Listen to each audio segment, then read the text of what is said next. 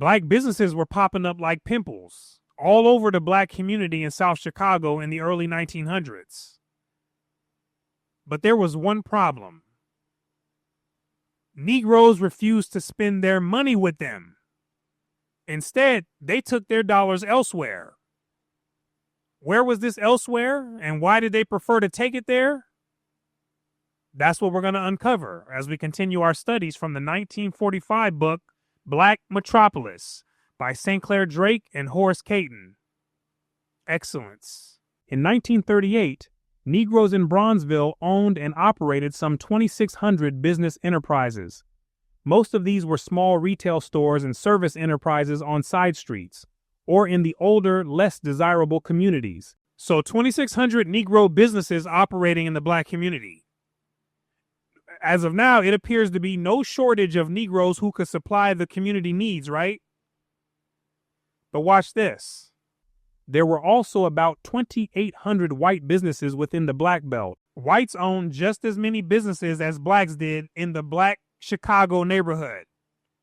So now Negroes had choices. They could go to any one of the 2,600 Negro businesses or one of the 2,800 white businesses. It's their pick. So what did blacks do? Did they stick together to support one another and build up the community? Or did they hand their money over to the white outsiders? Let's find out. While Negro enterprises constituted almost half of all the businesses in Negro neighborhoods, they received less than a tenth of all the money spent by Negroes within these areas. That's it. The black businesses only received a scanty 10% of the money from Negroes in their own community. I want you to really sit back and think about that. What type of mentality do people have to go out of their way to spend the vast majority of their money with an outsider in their community? Especially when their own people have just as many businesses. Think about that. Starve out their own people's businesses and make the white businesses fat. This stuff is heating up already.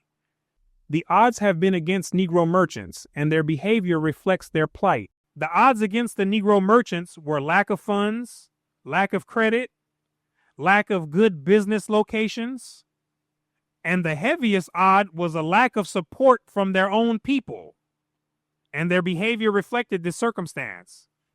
Negro grocers and general retailers, matching wits and prices with the small white merchants and with the chain stores in Bronzeville and the Loop, appeal loudly to race pride and fulminate bitterly against white storekeepers in Negro neighborhoods. They tried to rally up the blacks and protest against whites for taking most of the customers. These Negro businessmen, quite naturally, dream of organizing the Negro market to corral the errant dollars. I know they dreamed many nights about capturing those black dollars. The black dollars that went smoothly and effortlessly into the hands of white merchants. I know they stayed up for many nights wishing on a star. When they do not succeed in doing this, they are peeved with both competitors and potential customers. It must have been frustrating for them. And more so frustrating with the black potential customers, because the white merchants were simply doing what they were supposed to do. They had a product and they set up shop to see who would buy it. It's not like they came to the black community and put a gun to Negroes' head and forced them to buy their stuff. These blacks made a choice to skip Negroes and purchase from whites. That's what they chose to do. And that's why they must have frustrated Negro merchants the most. Out of this anger flow both bitter invective and a sigh of resignation. He wanted to give up. I could understand his or her anger, and I could feel their frustration. No community can hope to thrive, insists one newspaper editor, where people come from other communities and operate businesses in this community, and at the close of day, you see the money taken out of the neighborhood never to return, except in the form of some more second or third grade goods to take the rest of the Negro's money. That's the basics. You can't build a thriving community if the masses of people in a community get paid and then turn right around and give their money to outsiders. It's not happening. right? This is a cultural issue we're talking about here. One that made sure that Negroes in Chicago stayed at the bottom. Because you can't win doing this, especially when you're competing against other people who don't think or act like this. You're never going to win.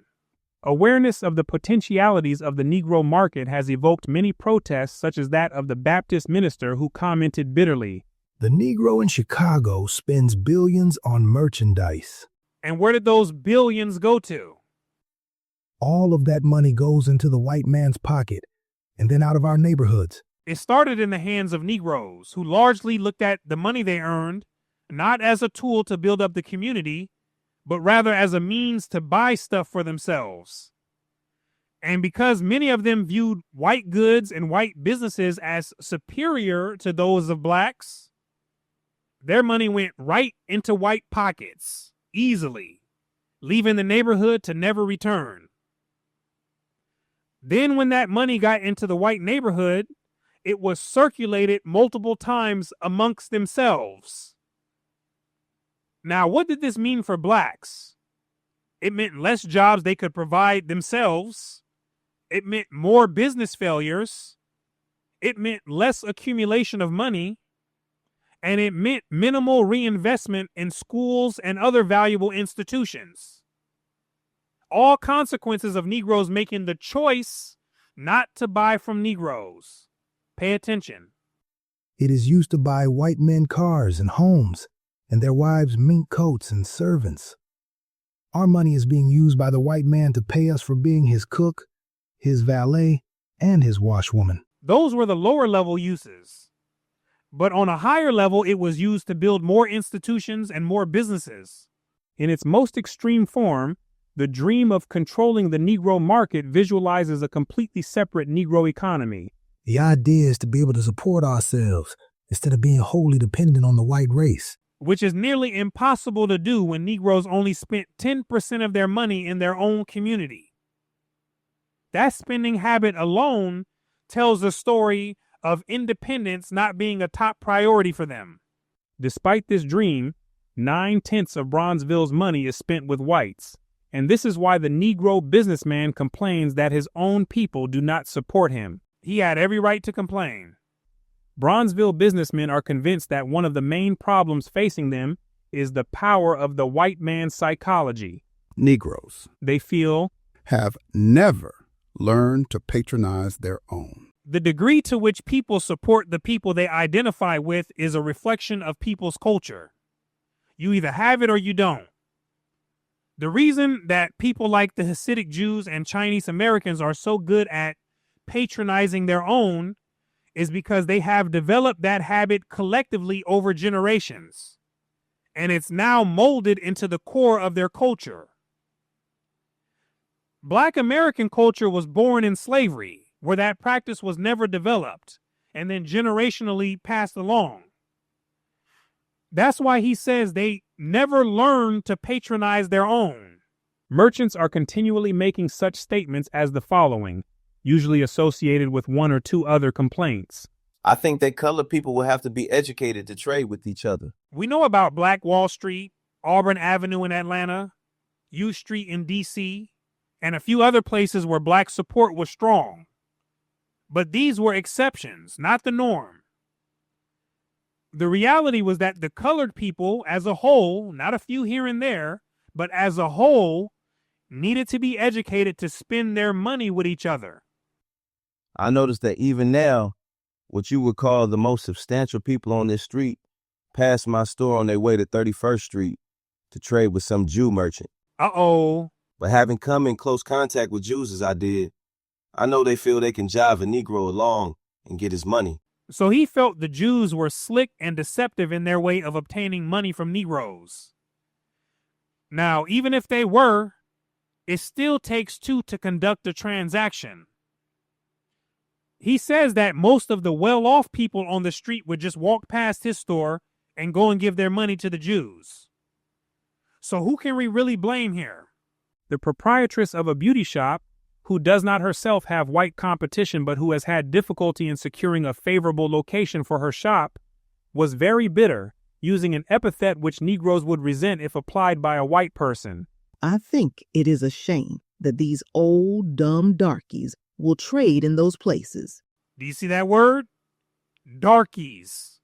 It sits in the realm of the inferior frequencies, along with its cousin dark, which is why we no longer use it to describe ourselves.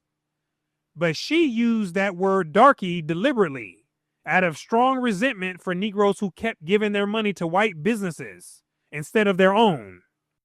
They, White people, only pocket the money and leave the community. they didn't use it to reinvest in the black community because that community had nothing to do with them. They were only there to collect and then dip out.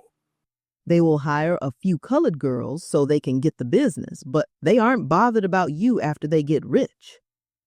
It will never be stopped because some of our people refuse to trade with a Negro. Some of them could not be paid to support Negroes.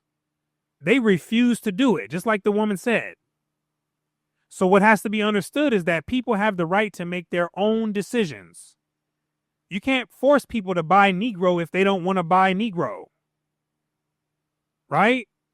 And if only 10% of the money was going to Negro businesses, then that tells me that a lot of Negroes didn't want to buy Negro. Right? That's just what it was in 1938 Chicago. Even a huckster peddling vegetables in the alley has similar views. The colored seemed to prefer the whites.